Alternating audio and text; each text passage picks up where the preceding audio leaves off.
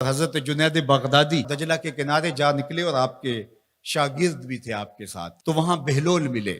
بہلول ایک مجذوب تھے، تو کہا کہ چلیے ان سے زیادہ بات کرتے ہیں۔ تو شاگردوں نے کہا یہ تو ایک دیوانہ شخص ہے اور آپ اس سے کیا ملیں گے، آپ اتنے پڑھے لکھے عالم اور اتنے بڑے فقیہ اور صوفی، اور ایک دیوانے شخص سے آپ ملیں گے؟ دنیا اس کو دیوانہ کہتی تھی، بہلول دیوانہ۔ لیکن سعدی بولے کہ سعدیہ نزدیک رائے عاشقاں، خلق مجنو نند و مجنو عاقل است، کا اصل تو عاقل یہ لوگ ہیں۔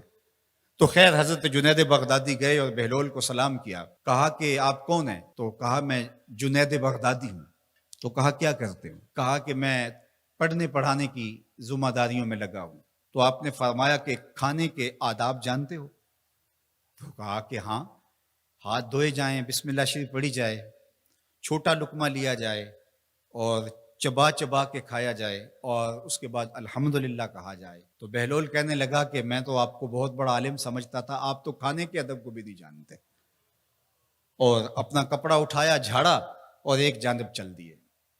شاگردوں نے کہا ہم نے آپ کو کہا تھا کہ اس شخص کے پیچھے جانے کا کیا فائدہ، یہ تو دیوانہ شخص ہے۔ تو کہا نہیں، میں اس کے پیچھے چلتا ہوں۔ پھر آپ اس کے پیچھے بھاگے۔ تو پھر بہلول نے پلٹ کے دیکھا، کہا کہ کون ہو؟ کہا کہ میں جنید ہوں، آپ کو ملنے آیا ہوں۔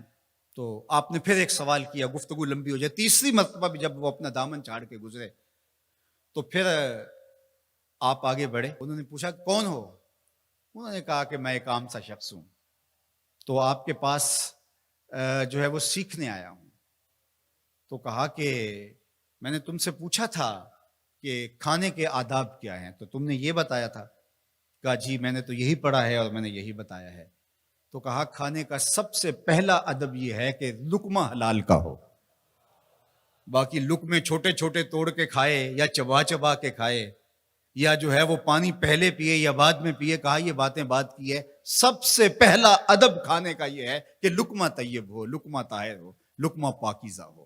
اللہ اکبر۔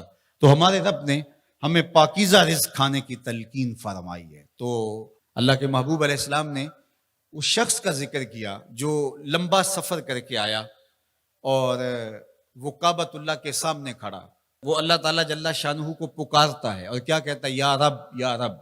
اشعث اغبر، اس کے بال بکھرے ہوئے ہیں اور اس کا لباس پھٹا ہوا ہے، پراگندہ سی حالت ہے، اور اللہ کے گھر کے سامنے کھڑا ہے، لمبے لمبے ہاتھ کر کے دعا مانگ رہا ہے، یا رب اے میرے اللہ، اے میرے اللہ۔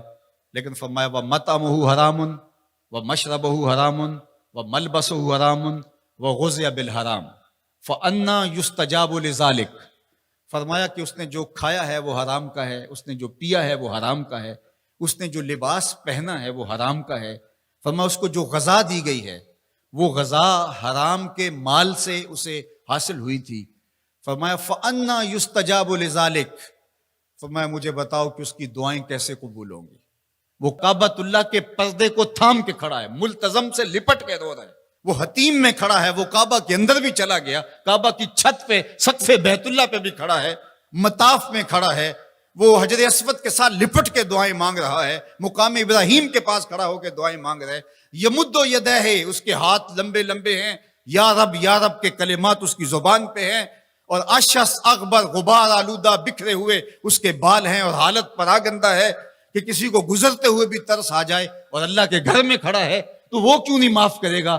لیکن فرمایا مطعمہ حرام ومشربہ حرام وملبسہ حرام وغذی بالحرام، اس کا کھانا پینا لباس اور غذا حرام کی تھی۔ فأنا یستجاب لذالک، اس کی دعائیں کیسے قبول ہوں گی؟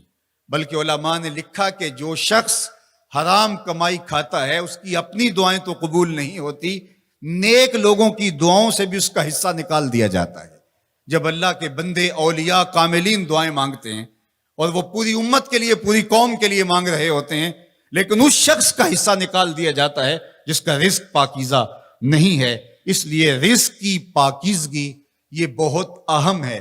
رومی علیہ الرحمہ فرماتے ہیں کہ اگر تمہارا رزق پاک ہوگا، تمہارا رزق ستھرا ہوگا، تمہارے سینے میں معرفت کا نور پیدا ہوگا، اور اگر تمہارے سینے میں غل، غش اور حسد، بغض، کینہ اور نفرتیں پیدا ہو رہی ہیں تو پھر تم غور کرو کہ تمہارے رزق میں کوئی مسئلہ ہے۔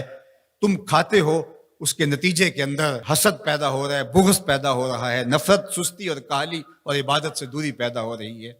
جو رزق حلال ہے وہ عبادت کے لیے تقویت پیدا کرتا ہے، وہ تمہیں سچائی کی زندگی گزارنے کی طرف راغب کرتا ہے۔ تو اہم ترین چیز جو ہے وہ رزق کی پاکیزگی ہے،